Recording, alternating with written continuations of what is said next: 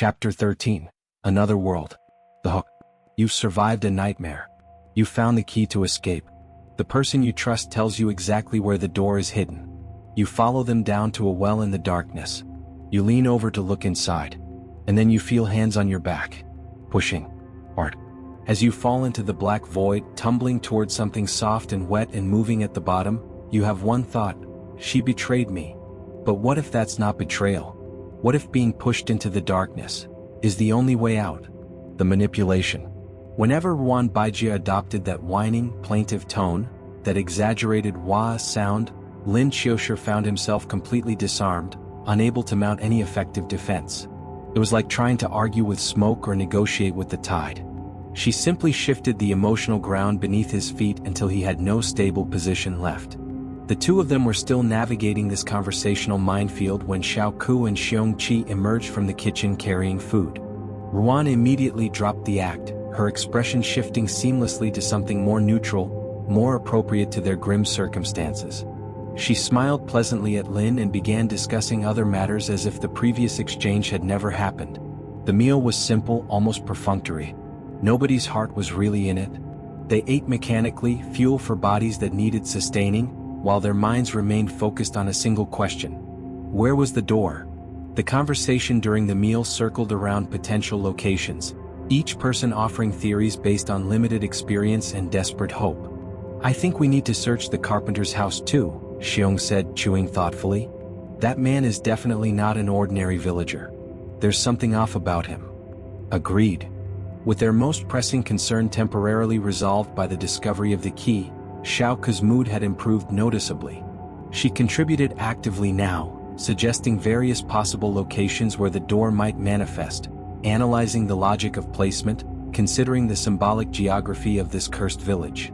While the others talked, Chengwen sat nearby in silence.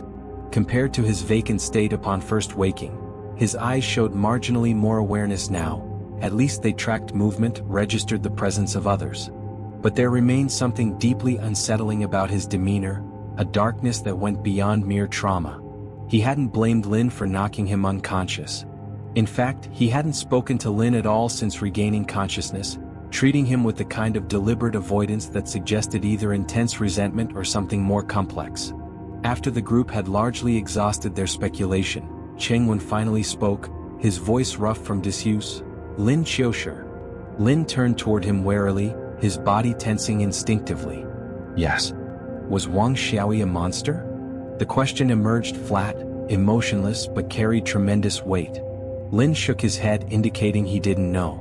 But the fact that Chengwen was asking this question at all suggested his mental state remained precarious at best. The question revealed someone still desperately trying to justify his actions, still seeking external validation for murder. "She must have been a monster," Chengwen continued, his voice taking on an insistent, almost pleading quality. "I saw everything. You all saw it too." He tilted his head at an unnatural angle, a gesture that looked more puppet-like than human, and his eyes darted among the group with barely contained hysteria. "You all saw her shadow, didn't you? And what she vomited up, those things?" Nobody responded. The silence stretched uncomfortably. Lin personally believed Wang Xiaoyi had probably been human, or at least mostly human. After all, she died easily enough from a single blow to the head. If she'd been some kind of monster, surely she would have survived that or fought back more effectively. But now that she was dead, debating her nature seemed pointless, even cruel. Chengwen, however, couldn't let it go.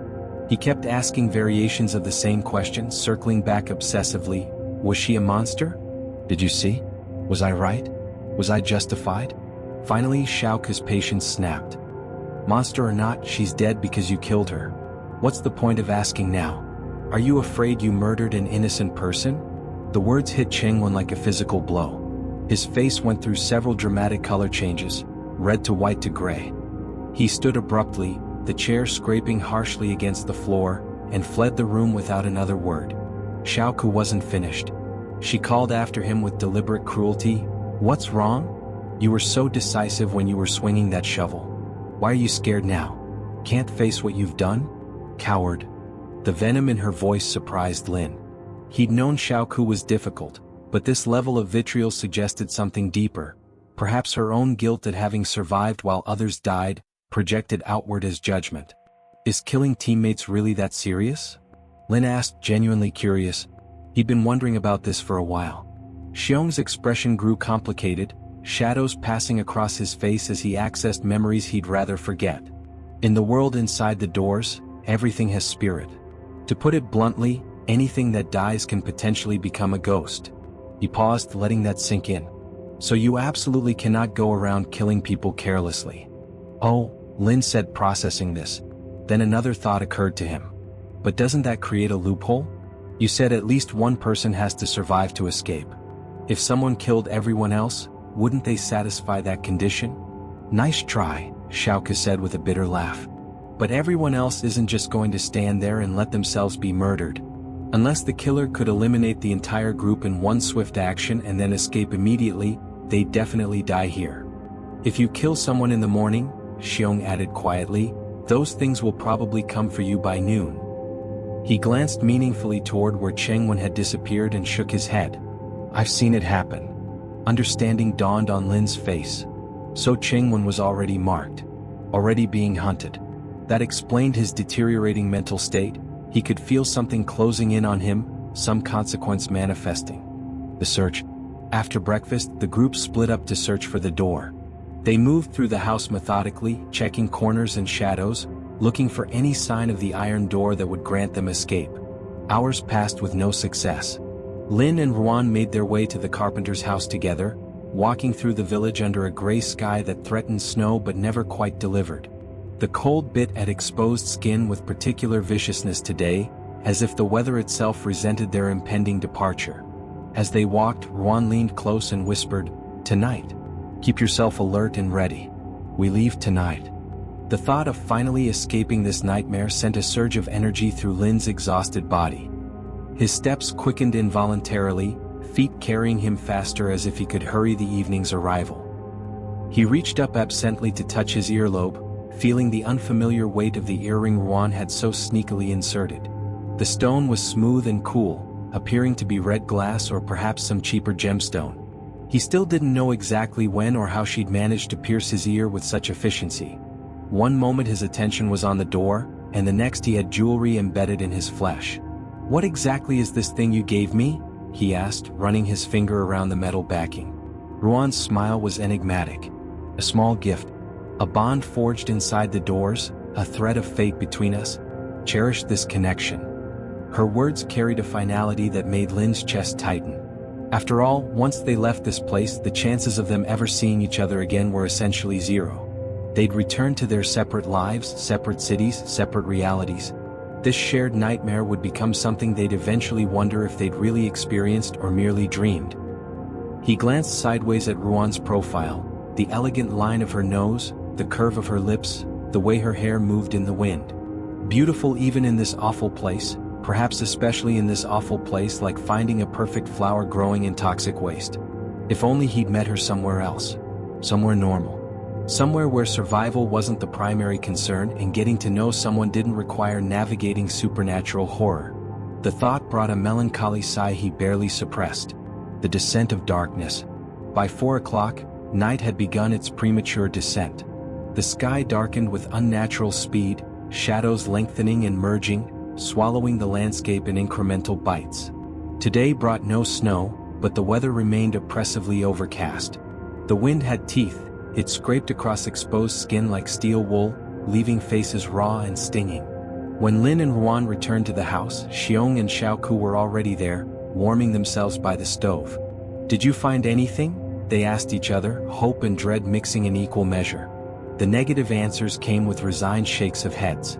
Xiong sighed deeply, the sound emerging from somewhere near his soul. "Can't force these things, I guess. Looks like we're spending another night here. Everyone should rest early and we'll continue searching tomorrow." Ruan and Lin agreed readily, perhaps too readily, but nobody seemed to notice. They retired to their room earlier than usual, but instead of preparing for sleep, they sat on the edge of the bed waiting for full darkness. The oil lamp cast flickering shadows that danced across the walls like preview of coming horrors. Ruan leaned back against the wall, cracking sunflower seeds with methodical precision, using the mundane activity to pass time and maintain calm. Lin had assumed that once night fell they would simply leave. But fate, as always in this place, had other plans. The return. From the adjacent room, Cheng Wen's room, came a scream of pure terror that cut through the evening quiet like a blade through silk. The sound was horrific, primal, the kind of scream that bypasses conscious thought and triggers instinctive fear in everyone who hears it. It went on and on, rising in pitch and desperation until it seemed impossible that human vocal cords could sustain it. Help me, Cheng Wen's voice had gone hoarse and ragged. The sound of fists pounding against the wall accompanied his pleas, a rhythmic percussion of panic. Save me, someone, anyone. And underneath his screaming, woven through it like a counter-melody, came another sound, a woman weeping. Soft, heartbroken sobs that Lin recognized instantly. Wang Xiaoyi was crying. Wang Xiaoyi, whose skull had been split in two.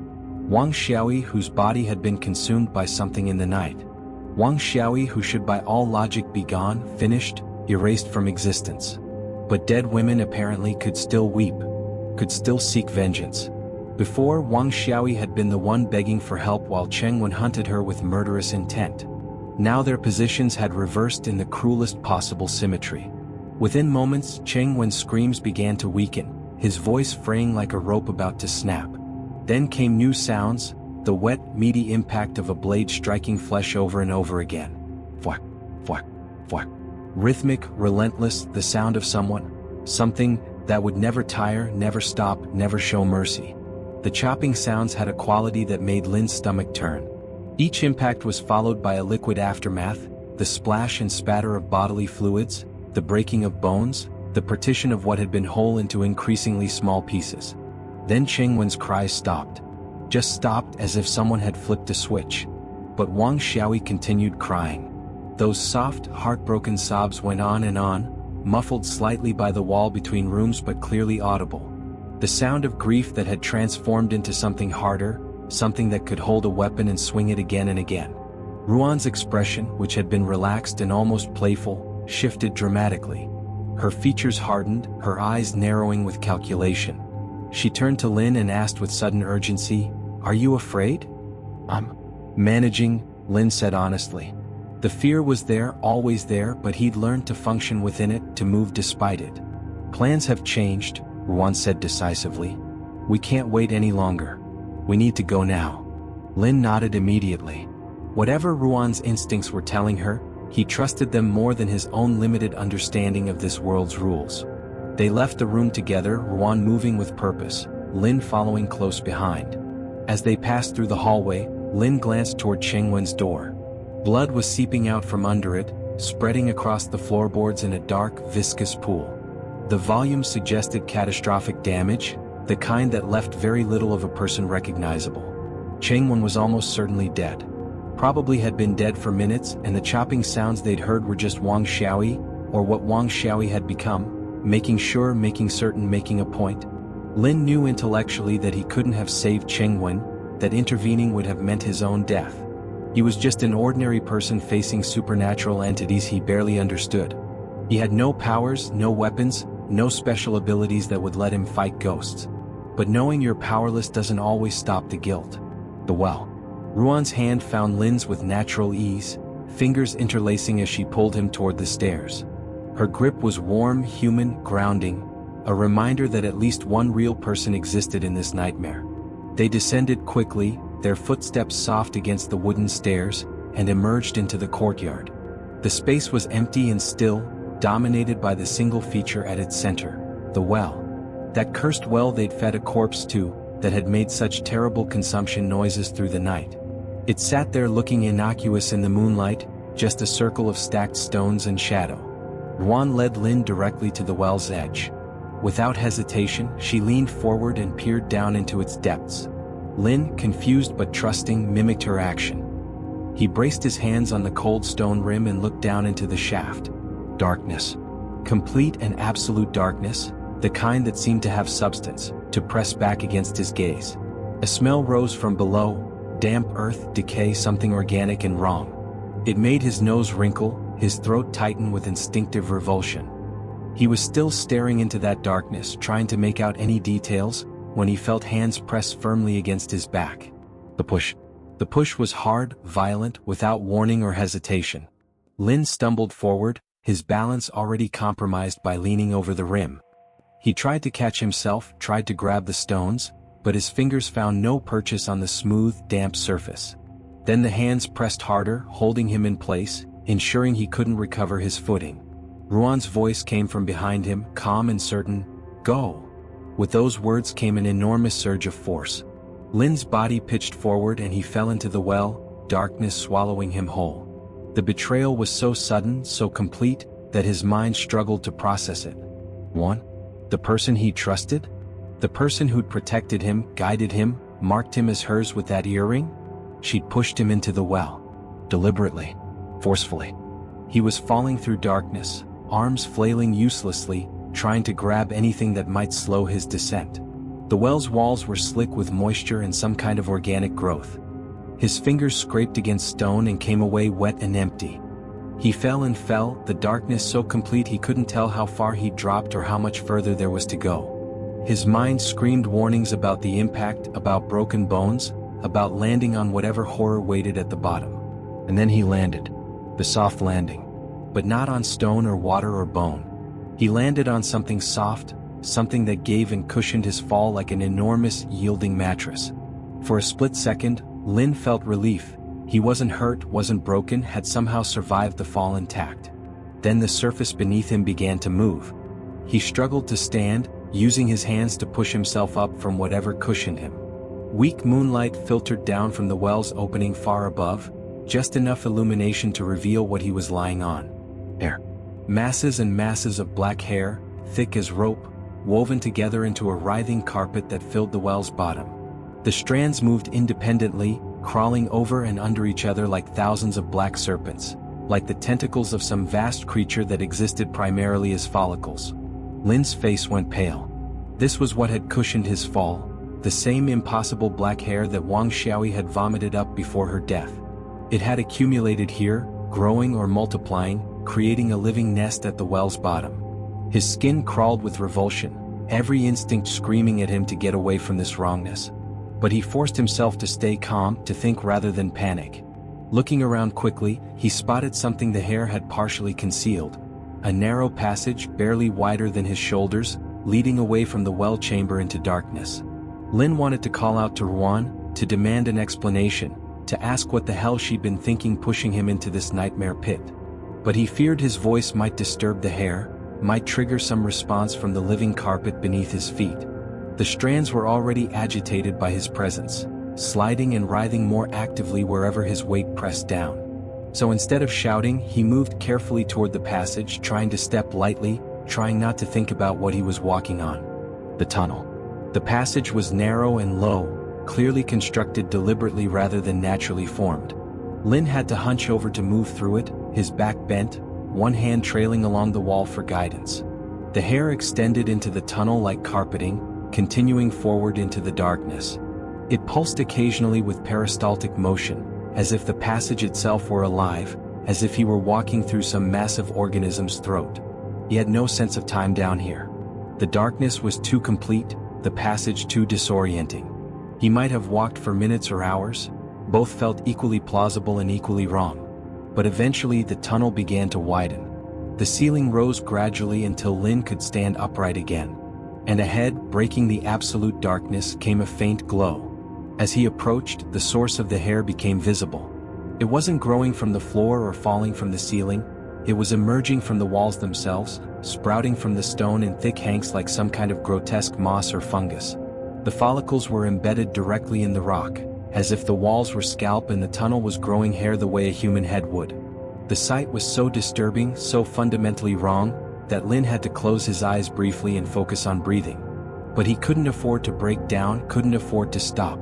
Because there, at the tunnel's end, stood the door. The iron door. It was massive, at least 8 feet tall and half as wide, constructed of black iron that seemed to absorb rather than reflect light. The surface was covered in patterns that might have been decorative or might have been some kind of writing in a language Lin didn't recognize. And there, prominently displayed in the door's center, hung a bronze lock. The same style as the key in his pocket, clearly a matching set. Lin had seen this door before.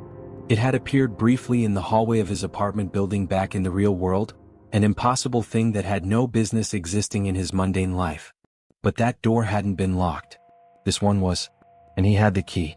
His hand went to his pocket, fingers closing around the bronze key's cool metal. He pulled it out and approached the door slowly, reverently, as if sudden movements might cause it to vanish. The key slid into the lock with a satisfying click of perfect machining, metal against metal with no friction, no resistance. Lin turned it slowly, feeling internal mechanisms engage and shift. Click. The lock opened.